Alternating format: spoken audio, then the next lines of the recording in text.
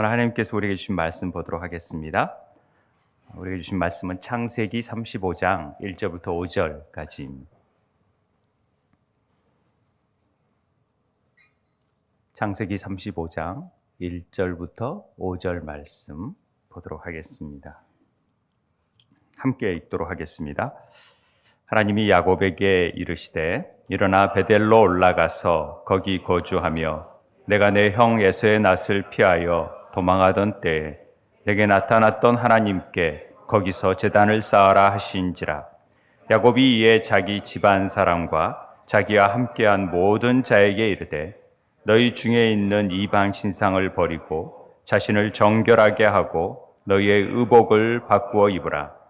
우리가 일어나 베델로 올라가자. 내 환난 날에 내게 응답하시며 내가 가는 길에서 나와 함께 하신 하나님께 내가 거기서 제단을 쌓으려 하노라 하매 그들이 자기 손에 있는 모든 이방 신상들과 자기 귀에 있는 귀고리들을 야곱에게 주는지라. 야곱이 그것들을 세겜 근처 상수리 나무 아래에 묻고 그들이 떠났으나 하나님이 그 사면 고울들로 크게 두려워하게 하셨으므로 야곱의 아들들을 죽여가는 자가 없었더라. 아멘. 오늘 말씀은 야곱의 스토리입니다. 야곱의 얘기는 신앙생활 하시면서 한 번쯤은 다 들어봤을 거라고 여겨집니다. 신앙 인물들 중에서 우리가 그래도 아들에게 이름을 좀 주어주고 싶은 이름 하면은 많죠. 삼손, 다윗, 또 모세 이런 이름들 신앙에 뛰어난 인물들이 참 많은데 왠지 야곱은 제이콥이라고 이름을 짓기가 망설여지는 부분도 있습니다. 왠지 야곱을 대하게 되면 내 모습을 보는 것 같고 그 야곱 속에서 그 삶의 여정들을 통하여서 늘 뭔가 연약하고 그렇지만은 욕심 있고 거짓을 베풀고 자기중심적인 문제들 그러면서 우리 안에 그 있는 내면의 그 쓴뿌리들 그리고 추함 이런 것들이 막 나타나게 돼서 때론 내 자신을 질책하게 되고 왜 내가 이런 삶을 살까? 그런데 여전히 나를 붙들고 계시는 하나님의 그 놀라운 섭리가 있다라는 것을 야곱을 통해서 우리는 깨닫게 되는 것입니다.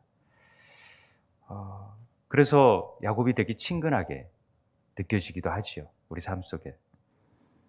속고 속이며 관계를 깨뜨리고 그 이름처럼 늘 빼앗고 싶고 약탈하고 싶고 속이는 자로 살아가고 도망치는 삶, 그의 삶이 그렇게 표현할 수도 있지만 그럴 때마다 하나님은 여전히 찾아오시고 간섭하시고 말씀하시고 인도하셔서 그를 만들어 가시는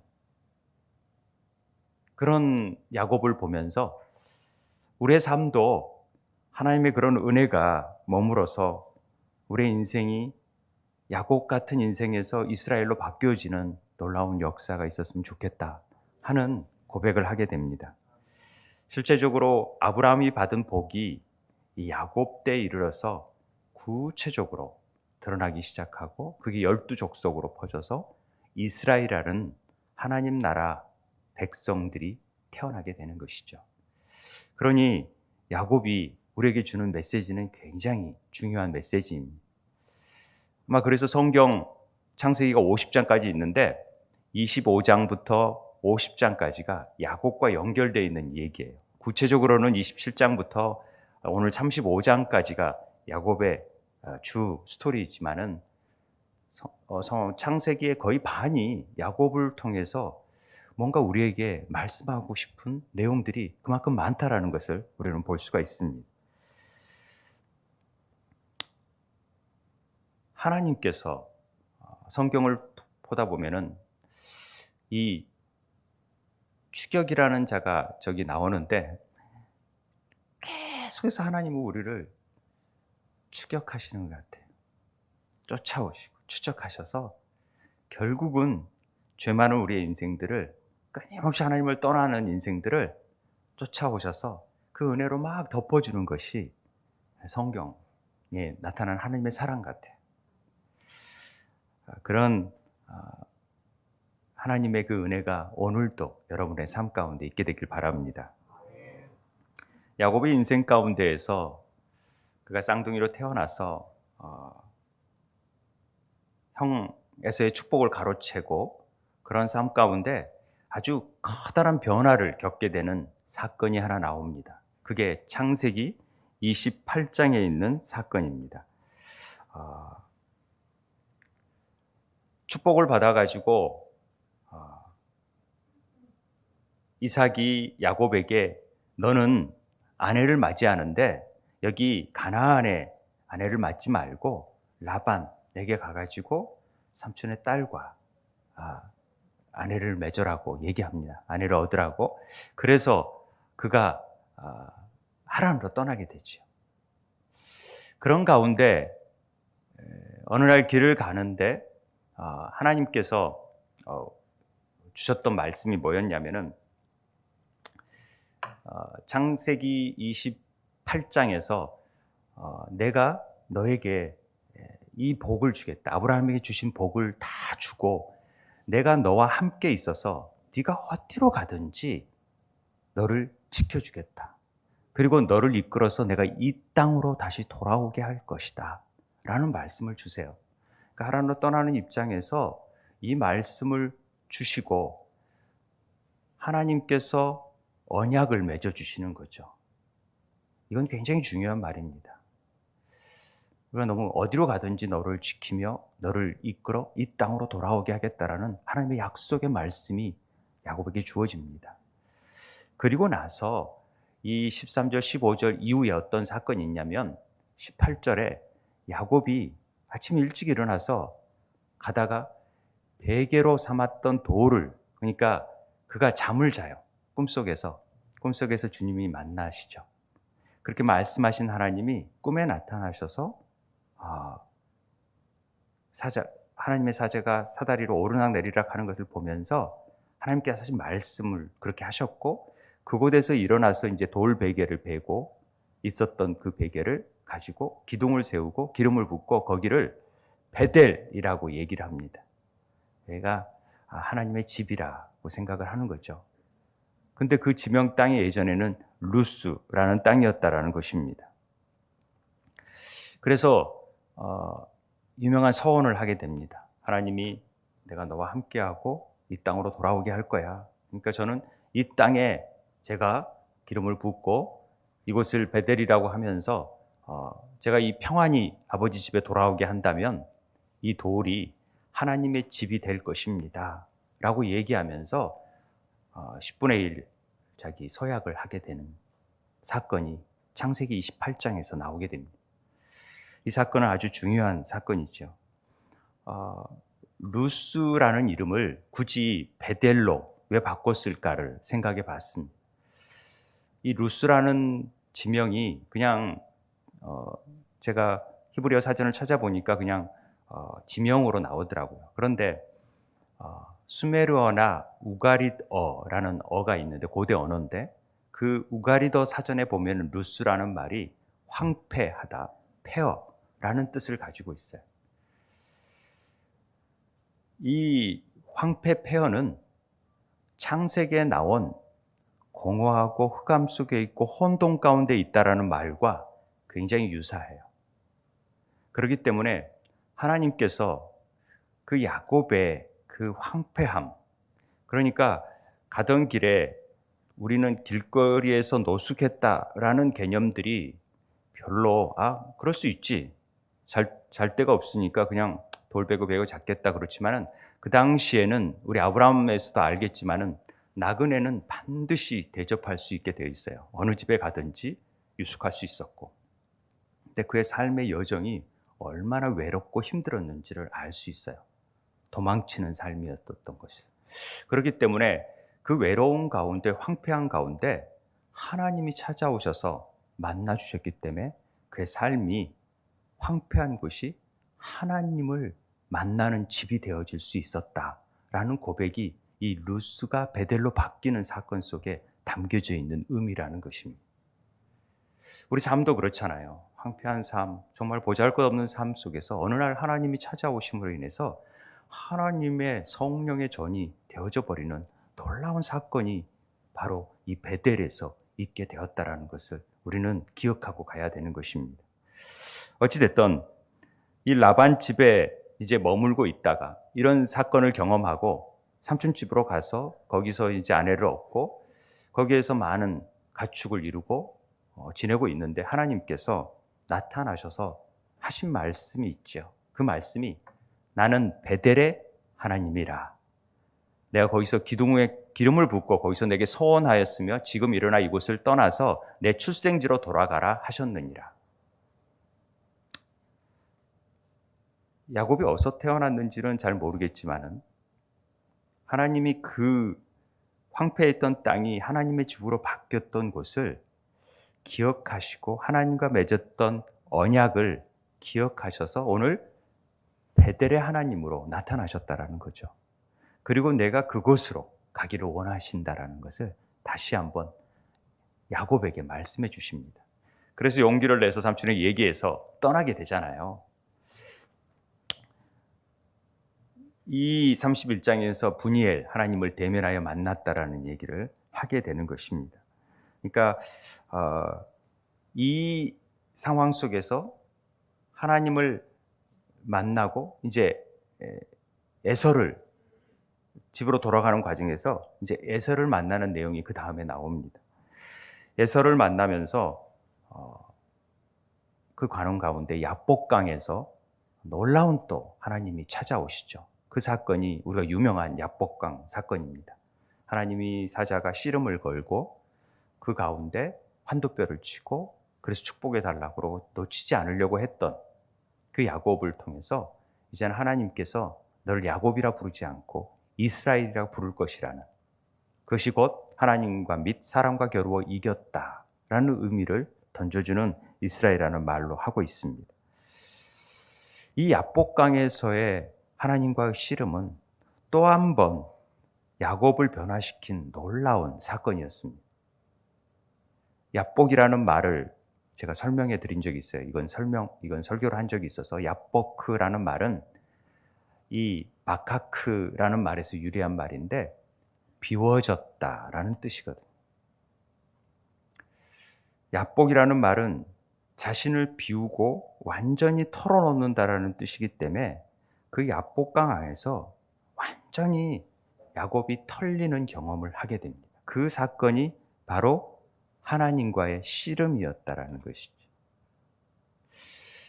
씨름을 통해서 털린다, 비워진다, 이게 좀 이상하잖아요. 그런데 이 씨름이라는 아바크라는 말은요, 씨름하다라는 뜻도 있지만 깨어지다, 먼지가 되다라는 뜻도 있어요. 그러니까 우리가 하나님의 은혜 가운데 있다 보면은 늘 어려움이 있잖아요. 앞에 에서의 군대가 쳐들어온다는 얘기를 듣고 두려워서 조심하게 재산을 나누고 그러는 삶 속에서 있을 때 하나님의 사자가 나타나요. 그러셔서 씨름을 거는데 우리 삶 안에서 여전히 자기 힘과 자기의 생각과 자기의 뜻을 의지하고 있는 우리들의 모습들을 철저히 하나님의 씨름 가운데에서 환도뼈를 쳐서라도 우리를 털어내버려요. 깨뜨려버려요. 먼지가 되게 하셔서 하나님의 복을 부어줄 자로 만드시는 사건이 바로 하나님과의 씨름의 사건이라는 것입니다. 이걸 보통 우리는 거듭난다라는 표현을 써요. 중생하다라는 표현을 쓰고.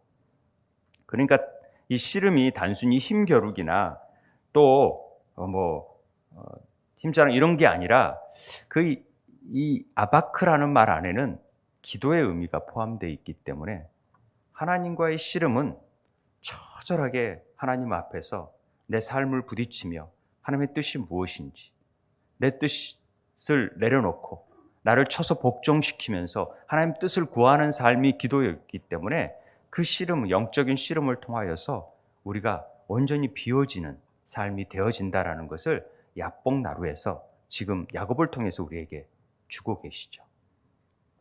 그렇기 때문에 자아가 깨어지고 한 인간이 새롭게 다시 태어나고 그런 진통을 경험하는 시간, 이 씨름의 의미를 우리는 그렇게 이해할 수 있는 것입니다. 그래서 이 씨름이 이 야곱에게는 환도뼈가 부서지는, 힘의 근원이 부서지는 일을 통하여서 철저히 쩔뚝거리는 인생이지만 하나님만을 바라보고 하나님만을 의지하는 인생이 되어진다라는 것입니다. 그래서 이 씨름은 야곱의 변화의 시간이었고 생명의 전의를 느낄 수 있는 새로워지는 시간이 되는 것입니다. 그리고 변화하고 성장하는 시간이 되어지는 사건입니다. 그래서 야곱이 이스라엘로 바뀌어집니다. 이스라엘이라는 이름은 우리가 보통 하나님과 겨루 이겼다라고 해석이 되어 있지만 이 해석은 조금은 문제가 있습니다. 어떻게 우리가 하나님과 겨루 이깁니까? 우리가 도저히 하나님을 이길 수 있는 분이 아니세요. 그런데 이 말의 의미는, 원어적인 의미는 하나님의 다스림을 받는 자가 되었다. 이스라엘이라는 이름은 하나님의 다스림을 받는 자, 이런 뜻이 이스라엘이라는 이름 속에 있는 것입니다. 그래서 이스라엘 이름을 유대인들은 굉장히 자랑스럽게 생각합니다만은 그렇게 자랑스러운 이름은 아니죠. 왜냐하면은 늘 우리는 스스로 잘났다고 생각하고 스스로 적당한 자격이 있어서 구원을 얻는 자라고 생각을 하고 끝까지 자기 중심적이고 자기 유익을 내려놓지 못하는 그런 자들을 하나님이 찾아오셔서 철저히 부스러뜨리고 레슬링 하셔서 엎어지게 만드셔서 깨트르셔서 하나님의 은혜와 사랑으로 불가항력적인 은혜를 쏟아붓는 사건이기 때문에 우리가 뭘 자랑할 게 있겠습니까? 우리가 영적 이스라엘이라고 한다면 하나님 앞에 내세울 게 아무것도 없죠. 철저히 하나님의 그 은혜로 이루어진 존재이기 때문에 그렇습니다. 그래서 부끄러운 구원이라는 얘기를 할 수 있는 것이죠. 한량없는 은혜를 받은 자일 뿐입니다. 자, 이런 놀라운 일들을 경험하고 뭔가 바뀌어져야 되는데 여전히 바뀌어지지 않습니다. 하나님이 에서를 화해시키잖아요. 에서의 마음을 녹아지게 하셔서 서로 부둥켜 안고 서로 화해하게 합니다.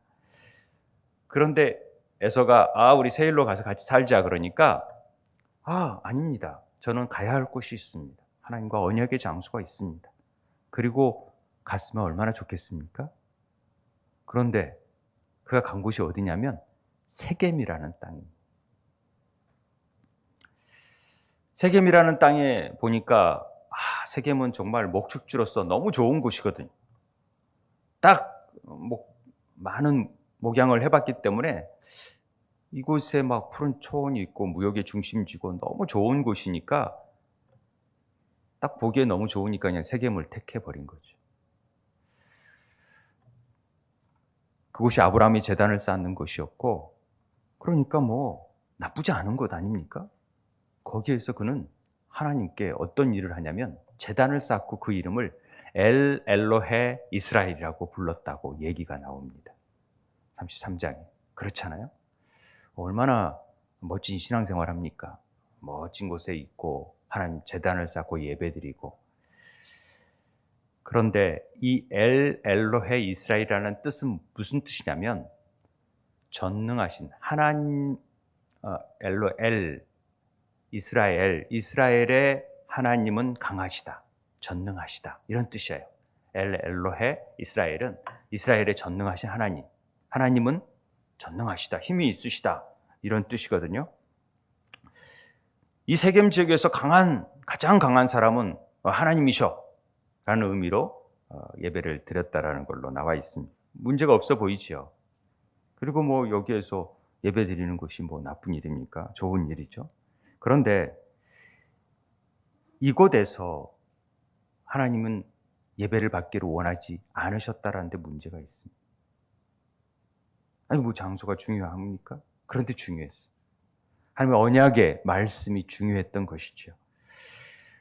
야곱은 하나님의 뜻을 쫓기보다는 자기의 입맛에 맞추는, 자기 부인이 아니라 자기 뜻을 세우는, 그래서 하나님을 마치 하나님은 힘이 있으니까 나를 돕는 분이셔. 하나님은 내 보디가드야. 라는 이런 느낌으로 지금 엘로헤 이스라엘을 외치고 있는 것입니다. 그 뉘앙스가 그런 거죠. 세겜과 베델은 위치적으로 약 40km, 50km 정도 돼 있습니다. 이 세겜과 사이가. 그러니까 그렇게 먼 거리가 아니에요. 보통 하루 거리라고 얘기를 합니다.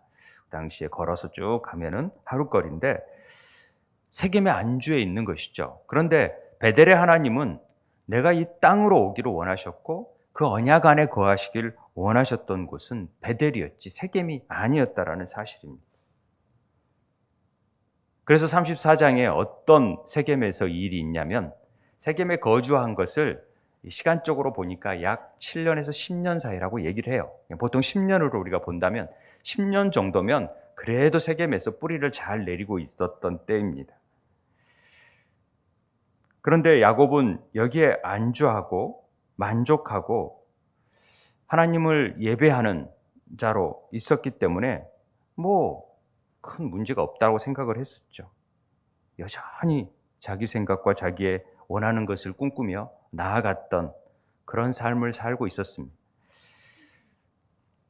하나님의 다스림을 받는 자로서의 이스라엘의 삶이 아니라 여전히 자기의 뜻을 이루고 싶은 야곱의 삶을 살고 있었다는 것을 우리는 알 수가 있습니다. 야곱의 순례자의 정신은 온갖 데 없고 언약도 상관없이 자기의 세속적인 목적, 자기의 이익을 추구하는 일에만 몰두했던 것을 우리는 볼 수가 있습니다. 그런 때에 하나님의 역사하심이 나타나죠. 그가 세겜을 떠날 수밖에 없는 놀라운 사건 하나가 가장 소중하게 여기는 고명딸이 그 세겜 지역에 있는 하몰의 아들 세겜 추장에 의해서 겁탈을 당하는 사건이 발생을 합니다. 우리가 잘 알다시피 그게 34장의 내용이죠. 오늘 앞장에 있는 내용이. 그 겁탈의 사건은 우리가 통독을 하니까 다 읽어보셨겠지만 야곱으로서는 충격적인 일이죠. 속상한 일이고. 그런데 아무런 반응을 못합니다. 내가 좋으니까 아내로 삼겠다. 그런데도 묵묵무답이야. 그러니까 아들들이 화가 나는 거죠. 아들들이.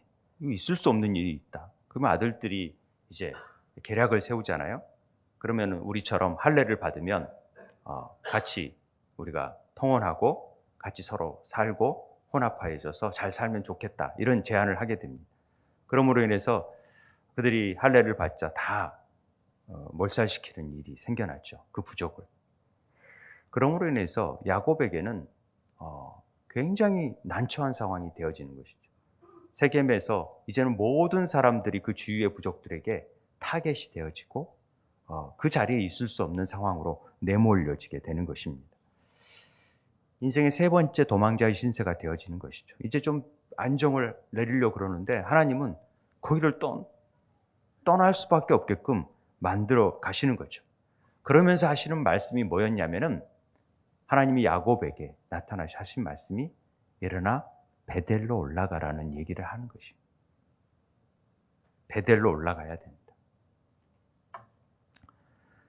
거기서 거주하고 내가 내 형 에서의 낯을 피하여 도망하던 때에 내게 나타났던 하나님께 거기서 제단을 쌓으라. 구체적으로 말씀하세요. 거기서. 절박한 상황에 있는 야곱에게 하나님은 또 다른 길을 제시해 주시면서 옛 언약을 회복시키시고 그에게 베델로 올라가라는 말씀을 주시는 것입니다. 밴드에서 우리가 이 통독을 쭉 하다가 많은 분들이 이 본문 앞에 베델로 올라가라는 본문을 감명을 받고 또 깊이 묵상할 제목으로 이렇게 올렸던 글들을 많이 보게 됩니다. 원문에서 보면은요, 4가지 동사가 나옵니다. 일어나라, 올라가라, 거주하라, 제단을 쌓으라 라는 말이 나오게 됩니다. 굉장히 야곱의 다급함을 알고 있었던 하나님께서 그 다급한 마음에 걸맞게 아주 명령조로 군대적인 용어를 통해서, 이게 제사적인 용어가 아니라 군대적인 용어죠. 야, 일어나 가나안을 잡아라 하듯이 일어나 올라가서 거주해, 이렇게 제단을 쌓으라고 명령을 내리신 것입니다. 아니, 세겜이면 어떻습니까? 그런데 하나님은 베델로 가기를 원하셨다라는 것입니다. 베델이라는 말이 무슨 뜻인지 아까 얘기했잖아요. 베트엘. 그래서 하나님의 집이라는 뜻이거든요. 그러니까 하나님을 만나는 장소. 하나님께서 왜 이곳으로 올라가라 하셨습니까? 이곳은요, 하나님이 말씀하셨던 장소, 하나님의 언약을 맺었던 장소이기 때문에 그렇습니다. 야곱에게 주신 하나님의 언약이 너를 베델로, 너를 지키고 너를 이끌어 내가 이 땅으로 돌아오게 하겠다라고 말씀하셨던 그 언약의 하나님께서, 그리고 그 언약에 대해서 만약에 평안히 돌아오게 한다면은, 주님, 제가 당연히 거기에서 주님 도래했다, 성전 짓고 11조도 드리고 서원까지 했던 그 하나님과의 약속까지 맺어졌던 그런 장소이기 때문에 그 에덴으로 돌아오기를 원하셨던 것입니다. 우리는 이 언약을 가볍게 여겨서는 안 됩니다. 서원한 내용도 가볍게 여겨서는 안 되고 하나님이 다 기억하고 계시죠. 그러니까 우리 삶에 있어서 베델이 어떤 장수적인 의미라는 측면보다는 베델이면 어떻고 숫곳이 먹고 세겜은 어떻습니까? 그러나 왜 베델이냐 하냐면 그것이 하나님과의 언약의 장소이기 때문에 베델인 것입니다. 환경이 어떠냐 이런 것은 상관이 없어요. 하나님이 말씀하셨던 장소이기 때문에 그곳을 원하시는 것이죠. 그러니까 우리의 삶은요, 어찌 보면은 이 언약에 의하여 움직이는 삶이라고 볼 수 있어요. 하나님 말씀하셨기 때문에 오는 거예요. 그 말씀 따라 가는 거예요. 그래서 직장도 옮기고 거처도 옮기고 하는 거죠. 왜? 주님이 말씀하셨기 때문에. 세겜에 있는 야곱은 자녀들로 인해서 견딜 수 없는 고통을 겪게 됐고 안팎으로 이렇게 떠날 수밖에 없는 상황이 처해졌죠. 축복의 통로가 되어야 될 아브라함의 후손, 그 거룩한 씨앗들이 세겜 땅에 있는 가나안에 있는 족속들과 혼합되기를 원치 않으셨어요. 그러셔서 하나님은 그를 깨뜨리셔야만 했던 것입니다. 부서뜨려야만 했던 것이죠. 하나님께서는 우리의 상황들을 굉장히 코너로 몰아가실 때가 있어요. 너무 힘들게. 그럴 때는 분명히 하나님께서 그런 상황과 환경을 통해서도 우리에게 말씀하고 계신다라는 것을 우리가 믿음의 눈으로 볼 줄 알아야 돼요. 이게 어떤 사인인가? 정말 어떻게 내가 가야 되는가? 어디로 가야 되는가? 이런 부분에 대한 고민을 할 때가 있죠. 우리 성도분 중에서 한 분이 이 말씀을 적용하면서 나누었던 고백이 있습니다.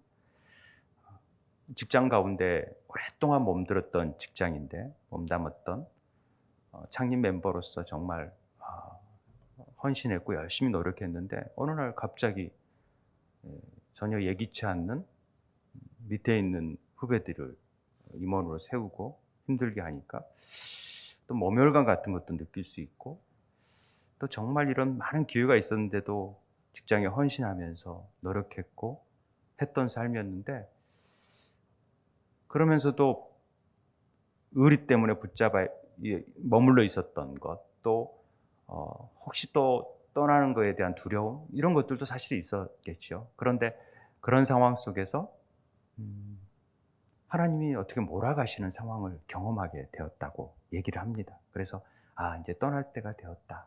그리고 편안하게 떠날 때가 되었다. 그 일을 통해서 하나님께서 베델로 올라가라는 그 음성 앞에 순종하게 되었다. 그런 얘기를 하시더라고요. 그래서 참 이렇게 적용을 통해서 하나님이 이렇게 말씀하시는구나. 그렇게 인도해 가시는구나, 우리를. 그런 고백을 함께 느끼고 얘기했던 적이 있습니다. 우리는 어떤 상황 속에서 분명히 사인이 주어지지만 인간적인 적이나 또 어떤 두려움이나 또 우리가 그 습관화되어 있던 익숙해져 있는 환경을 떠난다라는 것은 참 어려운 일입니다. 그래서 하나님이 그런 환경을 변화시켜 가지고 막 휘몰고 막 밀어버리는 상황으로 나아가는 것이죠. 하나님은 우리에게 원하는 장소가 있으세요. 그것이 베델입니다. 그 베델은 어떤 곳입니까? 우리가 이미 하나님을 만났던 장소입니다. 하나님을 경험했던 추억의 장소들이 우리에게 있어요. 추억의 경험들이 있어요. 그 받았던 첫사랑의 기억들이 있고 그 은혜가 있어요. 그 은혜를 다시 한번 만나길 원하시는 것이죠. 비극과 혼돈의 한가운데를 떠나서 늘 우리의 중심 안에 하나님이 함께 했다라는 것을 기억했던 장소. 그래서 그 은혜 앞에 엎드렸던 장소. 그 장소로 나아오기를 원하시는 거죠. 그래야 그 장소 안에 하나님이 복을 주어줄 수 있기 때문에 그렇습니다. 그것이 아픔이 있죠. 우리가 깨어지는. 그러나 그 십자가로 나아갈 때 그것이 우리에게 진정한 나는 죽고 예수 그리스도로 사는 복된 인생을 살 수 있는 그것이 바로 베델이라는 것이죠. 베델로 올라가는 일은 이제 하나님께 가까이 가겠다라는 고백이고 하나님을 이제 다스림을 전적으로 받겠다라는 약속이고 이제 또다시 내 뜻대로 사는 삶이 아니라 이젠 정말 하나님의 뜻대로 살기를 결단하는 자리라는 것입니다. 그것이 야곱의 변화고 성장이고 복을 누리는 회복의 자리가 되어지는 것입니다. 우리는 이 땅에서 하나님과의 진정한 교제를 이루어질 때 영적인 숨을 쉬기를 원하십니다. 하나님은 세상 가운데 살아갈 때도 나의 생기를 부어주시면서 함께 호흡하기를 원하시는데 늘 우리는 우리 욕심에 우리 것들만 하나님과의 관계를 끊어버리고 세상의 마음에 묶여져서 살아갈 때가 너무 많다라는 것이죠. 하나님은 그런 우리를 세상과 끊고 하나님과 영적인 회복을 이룰 수 있는 복된 자리로 나아가기를 원하시는 것입니다. 오늘 이 자리가 여러분들에게 그런 베델의 장소가 되기를 바랍니다. 하나님을 더 깊이 만나고 하나님과 함께 그 말씀을 기억하고 그 소명의 자리로 부르심을 받는 복된 자리, 그 부흥의 중심에 하나님이 계시다라는 사실을 잊지 않고 나아갔으면 좋겠습니다. 하나님을 절대 양보하지 않으세요. 그리고 하나님의 그 계획하심을 한치도 오차도 없이 이루어 가시는 분이세요. 그러니까 아무리 세겜이 베델과 가까이 있다 할지라도 그걸 원치 않으세요. 그냥 베델에 있기를 원하세요. 베델이어야만 하는 것이죠. 비슷한 삶을 살기는 원치 않아요. 하나님이 원하시는 삶이 있어요. 간혹 우리는 야곱과 같은 삶을 살 때가 참 많아요. 거의 하나님이 원하시는 장소보다는 내가 원하는 장소가 더 좋고 또 내가 원하는 일이 좋고 그렇기 때문에 하나님 잠깐 기다리세요. 제가 이거 하고요. 여기서 제가 충분히 예배할 수 있잖아요. 그런 생각을 갖고 우리의 생각과 우리의 판단을 통해서 하나님을 재단할 때가 참 많습니다. 하나님은 제게 그냥 도움만 주시면 되지 제가 알아서 할게요. 이런 삶을 살 때가 참 많잖아요. 그런데 하나님은 그걸 원치 않으세요. 우리 삶 속에 게으름이나 나태함 이런 것들 안에서 비슷한 신앙을 가지고 있지만은 다른 신앙입니다. 하나님을 믿고 있지만 다른 하나님을 믿고 있는 그런 신앙이 아니라 올곧게 하나님을 만나는 역사가 있게 되길 바랍니다. 요즘 코로나로 인하여서 우리 안에서 많은 부분이 흐트러졌어요. 그래서 아마 이 코로나를 통해서 알고가 쭉정이를 더 가르고 더 하나님을 사랑하는 자, 그러지 않는 자들을 구별해내시는 것 같아요. 이게 이제 영상 예배를 드리다 보니까 아무래도 예전에는 어떤 수단을 쓰든지 예배에 참석하려고 애썼었는데 요즘은 그냥 젊은이들 같은 경우가 특히 그렇대요. 예배 드리지 뭐. 그냥 영상으로 드려도 뭐 충분한데. 뭐 어떤가. 이게 더 집중할 수 있고 더 좋은데 라고 생각하면서 그게 정말 상황 속에서 주는 어쩔 수 없는 상황 속에서 그렇게 드리는 것과 나의 편리함, 게으름, 나태함 속에서 그렇게 드리는 것과는 구별이 있다라는 거죠. 그게 비슷한 신앙인 것 같지만 세겜에서 예배드리는 것이고 이것이 하나님께 예배드리는 것과는 다르다라는 것입니다. 하나님은 메시지는 어디선지 들을 수 있지만은 공동체를 통하여서 주시는 또 다른 하나님의 간섭하심과 메시지들이 있어요. 설교 말씀보다도 같이 대화를 나누다가 더 하나님의 음성을 들을 수도 있고요. 그래서 함께 모이기를 힘쓰라고 말씀하시는 거예요. 그래서 현장 예배에 보여주신 은혜가 좀 남달라요. 그 말은 현장 예배가 좋다라는 차원이 아니라 우리가 함께 교제하고 함께 느끼고 이 안에서 성령께서 역사하심을 경험하는 것들이 영상 예배하고는 비교할 수 없는 부분이 있거든요. 어쩔 수 없이 드리는 경우를 제가 마다하지 않지만은 그렇다라는 것입니다. 그래서 우리 삶 안에서 이것들이 좀 구별될 필요가 있어요. 어찌 보면 우리 안에 욕심, 이기심, 탐심 이런 것들이 다 우리 안에 있어서 그런 거거든요. 그래서 내가 만든 제단과 하나님이 원하는 제단은 구별할 필요가 있습니다. 우리가 말씀과 기도로 거룩해지는 이유는 바로 이런 이유입니다. 세상에 살고 있지만은 우리는 여러 면에서 구별할 필요가 있어요.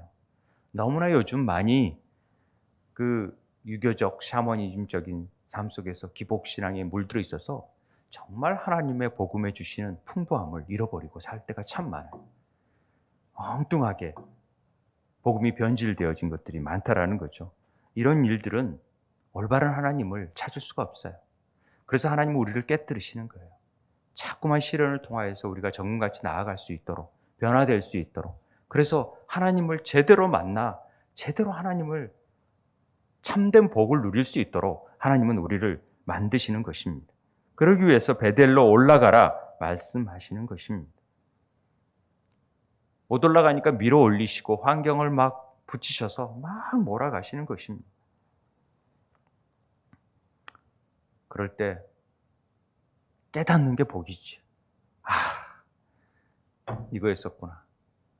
이것 때문에 하나님이 나를 이렇게 하셨구나. 그래. 내가 더 하나님을 찾을 때고 만날 때이지. 내가 베델로 올라가자. 주님께서 주셨던 그 감격과 그 은혜, 구원의 능력을 다시 회복하고 내가 그 하나님 앞에 고백하는 그래서 하나님이 나를 다스리는 삶이 되고 내가 하나님을 끌고 가는 게 아니라 하나님이 나를 끌고 가는 인생이 되게 만들어야겠다라는 고백이 있었으면 좋겠습니다. 이게 그 군대적인 용어라고 했잖아요. 하나님은 우리에게 전쟁을 선포하신 거예요. 내가 너랑 싸우겠다. 그 싸움은 실제적으로 나와 나의 싸움이죠. 우리 안에 얼마나 많은 그 나태함과 이기심과 나의 나됨이 있잖아요. 그래서 가장 큰 우상은 나라고 얘기하잖아요. 아이돌 이런 얘기를 합니다. 그래서 하나님께서는 이 일을 통하여서 이제부터는 너를 기다려왔고 참았고 내가 인내했지만은 그리고 그래서 너를 이끌었지만은 내가 이제 너를 진정한 이스라엘이 되기 위해서 내가 이제 간섭하겠다. 내 인생 전체를 내가 바꿀 거다. 라는 게 하나님의 전쟁의 선포입니다. 우리의 싸움 가운데 끼어드셔서 우리를 다루시는 것이죠. 그래서 거주한다라는 말은 하나님이 이젠 좌정하셔서 통치하시겠다. 말씀이 우리 가운데 거하심에. 그래서 하나님의 성령이 우리에 거하셔서 우리와 함께 운행하시면서 우리를 다루시기 시작하시겠다라는 약속의 말씀이 되어지는 것입니다. 그래서 우리의 제단을 통해서 우리가 산 제사를 되게 만들어요. 제단을 쌓는다는 것은 완전히 우리를 바치는 거잖아요. 제물이 되게 하시는 거잖아요. 죽게 만드는 것이잖아요. 그걸 통해서 하나님이 이제 일하시겠다라는 것 아닙니까? 그래서 은혜의 자리, 사명의 자리, 하나님을 교제의 자리가 바로 제단을 쌓는 곳이 되어지는 것입니다. 2절에 그러면서 집안 사람과 자기와 함께 모든 자에게 이르되 야곱이 명령합니다. 너희 중에 이방 신상을 다 버리고 그 하나님 앞에 자신을 정결케 하고 의복을 다 바꾸어 입으라 이렇게 말씀하시는 것입니다. 그 당시에 굉장히 많은 사람들이 이방 우상들을 섬기고 있었나 봐요. 귀걸이도 달고 막 그런 거 보면은 그 귀걸이 자체가 이방의 그 신들을 섬기는 그런 귀걸이들이 많이 있었고 그런 것들을 통해서 그러니까 라헬이 드라빔을 훔쳐오잖아요. 그러면서 많은 아내들 통하여서도 이방의 우상들을 섬기고 그 세겜에서 많은 지역 사람과 결혼하면서 그런 우상들을 들여왔던 것이죠. 그런데 이것들을 다 버리고 우리를 정결하게 할 필요가 있겠다. 우리 삶 속에서 하나님께서 베델로 올라가게 하실 때는 반드시 우리를 정결하게 하고 다 버리게 하는 역사가 나타나게 된다라는 것이죠. 그래서 어찌 보면은요, 신앙생활에서 어떤 분들이 그런 얘기 하더라고요. 버리는 것이 신앙의 여정이다. 잘 버릴 줄 아는 것이. 우리가 참 안 버리잖아요. 뭔가 좀 언제 쓸지 모르니까 조금 놔두고 이사하다 보면은 온갖 잡동사니가 막 창고에서 다 나온 거 보면은 한 번도 쓰지도 않고 입지도 않은 옷들을 그대로 두고 언젠가 입을 것 같은 느낌이 들어서 버리지 못하는 삶을 살고 있는데 하나님께 돌아간다, 회개한다라는 말은 슈브라는 말은 집을 태운다라는 뜻이라고 말씀드렸잖아요. 그러니까 완전히 태워버려야 되는데 그것들을 미련을 놔두고 되면은 다시금 꺼내 들게 돼요. 옛날 습관, 또 안 좋은 것들, 이런 것들은 다시 다 들춰볼 수 있게끔 되어진 게 우리의 시성이거든요. 그래서 아예 태워버리는 거죠. 완전히 버려버려야지만이, 그리고 정결케 해야지만이 하나님의 은혜의 자에 갈 수 있다라는 것입니다.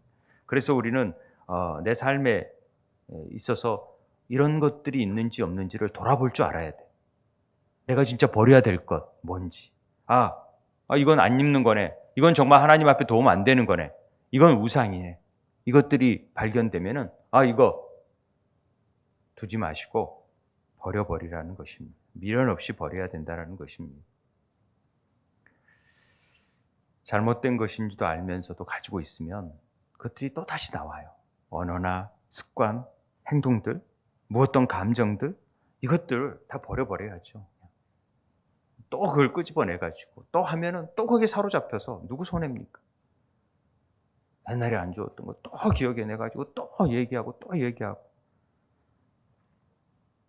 그래서 옛사람을 벗어버리고 진리와 거룩함으로 새 사람을 입으라. 에베소서 말씀. 그렇게 얘기하잖아요. 우리가 입을 게 뭐예요? 전신갑주죠. 그러면서 예수 그리스도로 옷 입고 정욕을 유하여 육신의 일을 도모하지 않게끔 하는 것입니다. 그러니까 우리가 입을 옷은 전신갑주를 입지만은 예수 그리스도의 옷이라는 거죠. 전신갑주가. 그리고 그 일을 통하여서 4절에 보니까 다 상수리 나무 아래에 다 묻어버리라고 얘기하잖아요. 상수리 나무 아래. 즉각적으로 다 행동을 합니다. 다 가지고 야곱에게 준 것을 묻어버린다. 이 묻다라는 말은 완전히 찾을 수 없을 정도로 숨겨버린다는 거. 그러니까 이 묻는다라는 표현 자체가 죽음이거든요. 단절이거든요. 시체를 묻으면 다시 파지 않잖아요. 그렇게끔 완전히 땅에 묻어둔다라는 것은 이것과는 관계 않겠다라는 야곱의 결단입니다. 우리 안에 하나님을 믿는다면서도 여전히 세상에 붙들려져 있는 우리들의 마음들이 있어요. 그렇잖아요. 돈이 우리의 우상이 될 수도 있고 자녀들이 우상이 될 수도 있고 그래요. 우리 안에 그런 우상들이 많죠. 아까 보니까 요즘 아이들이 다 되고 싶어하는 게 아이돌이래요. 아이돌이 영어로 우상이잖아요. 그러니까 나는 돌이다. 그래서 돌아이. 그래서 또라이라는 말이 여기서 나온 말입니다. 또라이다. 우리 안에 그런 우상이 되고 싶어하는 마음이 있어요. 그러니까 아이들한테도 계속 요즘 아이돌이 되기 원해 아이들을 본받고 막 아이들이 되고 싶어서 막 춤 연습하고 그런 아이들이 많이 있는데 우리 안에 그런 혈기, 탐욕, 음란, 악독, 시기, 분쟁 이런 것들이요. 예수를 믿지만 우리 안에 가득 있잖아요. 아직도 여전히 옛사람에. 그래서 골로새서에 어떤 말을 하냐면 너희가 땅에 있는 지체를 죽이라. 곧 음란과 부정과 사욕과 악한 정욕과 탐심, 탐시고 우상숭배니라. 전부 다 우상숭배를 하고 있는 거죠. 우리가 어찌 보면은. 그런데 이걸 제거하라고 오늘 말씀하시는 거예요. 그 은혜, 하나님께서 주실 수 있는 그 복된 장소로 가기 위해서는 이런 욕심, 이런 것들을 다 내려놔야 되거든요. 근데 이게 잘 안 없어지잖아요. 하나님께서 막 밀어붙이시는 거예요. 우리의 삶 속에서. 그걸 할 수 있도록. 그렇게 만들어 가시는 거죠. 근데 왜 하나님이 세겜 상수리 나무 아래에 묻고 그랬나? 이 상수리 나무 아래라는 말이 뒤에 유모 드보라도 죽으니까 상수리 나무 밑에 장사했다. 알론바굿이라는 말이 나오고 그러는데 왜 상수리 나무일까를 생각해 봤습니다. 근데 상수리 나무라는 글자를 아무리 봐도 그러던데 이게 테레빈 나무라고 저도 무슨 나무인지 모르는데 보통 굉장히 높게 자라는 나무랍니다. 그래서 10m, 13m가 되는 큰 나무인데 시원한 그늘을 제공할 수 있고 그래서 아마 수목장을 하는지 어쩐지 모르겠지만 이 말이 아일이라는 힘, 도움이라는 말에서 유래됐다고 해요. 그러니까 아마 힘과 위로를 상징하는 상수리 나무 아래에 야곱은 철저히 다 그것들을 묻어버렸던 것 같습니다. 그래서 우상을 묻었다는 것은 능력 있으신 하나님 앞에 모든 것을 굴복시키겠다라는 의미로 상수리 나무 아래에 묻었다라고 보여집니다. 이제 야곱은 우상과는 관계하지 않겠고 이제 더 이상 이런 것들을 찾지 않겠다라는 그 고백이 이 고백 속에 담겨져 있는 것이죠. 그렇게 되자 어떤 하나님의 역사가 있었냐면 야곱에게 가장 두려웠던 것은 추격하는 일들. 세겜의 당했던 족속들이 추격해오는 일들이 가장 두려웠던 것이었는데 하나님이 그 일들, 가장 야곱을 두렵게 하는 일들을 제거시켜 버린다는 것이죠. 하나님은 베델에 나아가기 위해서 우리에게 걸림돌이 되는 일들을 이미 다 제거해 놓으실 줄 믿습니다. 그냥 우리가 올라가면 되는 거거든요. 그런데 그 두려움이나 또 오면 어떻게 하는 그런 두려움 때문에 가지 못하는 경우가 있다라는 것입니다. 오늘 우리가 야곱이 이스라엘이 되고 에서가 변한 것처럼 야곱과 그 일행이 나라는 우상을 상수리 나무 아래 묻어버리자 하나님께서 이제 우리 인생 가운데 새롭게 역사하는 일들이 나타난다라는 것을 보여줍니다. 이런 하나님을 우리가 믿고 있다라는 것이죠. 그리고 이런 결단을 하나님은 계속하기를 원하시고 그걸 통해서 우리에게 진정한 복이 뭔지를 가르쳐 주고자 베델로 올라가라 말씀하시는데 우리는 여전히 삶의 안주에 있는 모습들이 있거든요. 놓지 못하는 것들이 있고 그런 오해 속에서 자아를 챙기고 내 욕심을 챙기고 또 실수하면서도 또 그걸 찾지 못하고 그러나 또 주님은 우리에게 권면하시고 이끄시고 자꾸만 인도해 가시는데 여전히 내려놓지 못한다면 안타까운 일이죠. 그럴 때 하나님한테 매도 맞고 또 어려움도 당하고 예기치 못한 일들이 닥침으로 인해서 그때사 그러지 마시고 하나님의 이 메시지가 들려질 때 혹시 내 안에 그런 게 있다면 다 버려버리고 잘라버리고 태워버리고 그래서 온전하게 하나님께 드려지는 그래서 예수 그리스도로 옷 입고 우리가 진정으로 변화되는 삶을 살아가는 것이 하나님께 합당한 일이고 그랬을 때 우리에게 주어지는 복이 임한다라는 사실을 잊지 않고 나아갔으면 좋겠습니다. 말로만이 아닌 한 가지라도 우리가 버리고 그 예배의 자리, 기도의 자리, 말씀의 자리로 나아갈 수 있는 복된 성도가 우리 세움 성도들이 되기를 주의 이름으로 축원드립니다. 우리 함께 기도했으면 좋겠습니다.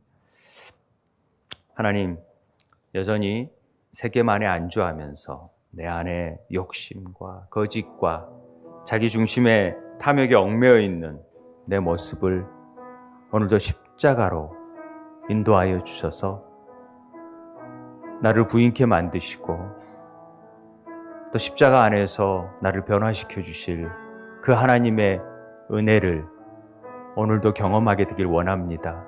주님, 이 시간 나로 할 수 없는 것들을 성령께서 바꾸어 주시고 정결케 하여 주시고 의로 덧입혀 주시고 전신갑주를 입혀 주셔서 영적 싸움 가운데 승리할 수 있게 도와주시며 진정한 복을 누릴 수 있는 자가 될 수 있게 해달라고 우리 함께 기도하도록 하겠습니다.